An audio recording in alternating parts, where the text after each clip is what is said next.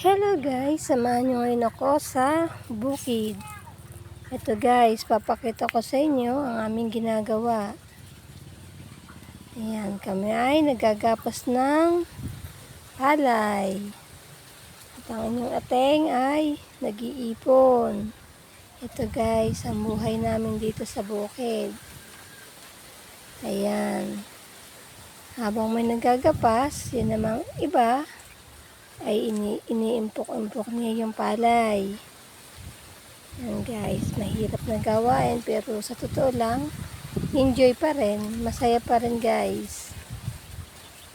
Kasi alam namin sa bawat patak ng aming pawis, binubuhay namin ang aming mga anak.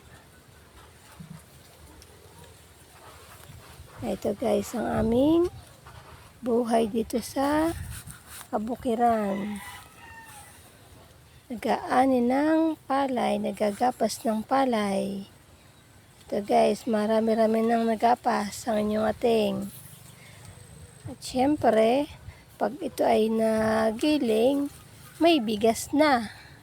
Pero hindi naman namin lahat guys, konti lang yung sa amin dito. Yung iba sa may-ari. Tapos binibigyan nila lang kami ng konti. Ayan.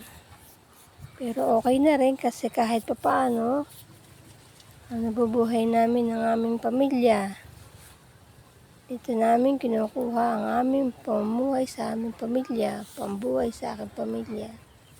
Sa ngayon guys, ito muna ang pinagkakabalahan ng inyong ating.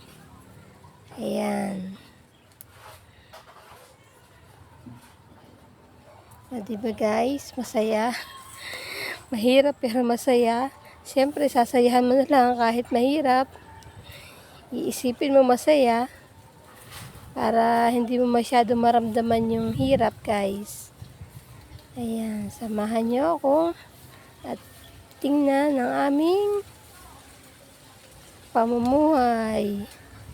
Ayan, ang aming kabukirin. Kabukirin ang may-ari na aming sinasaka, guys.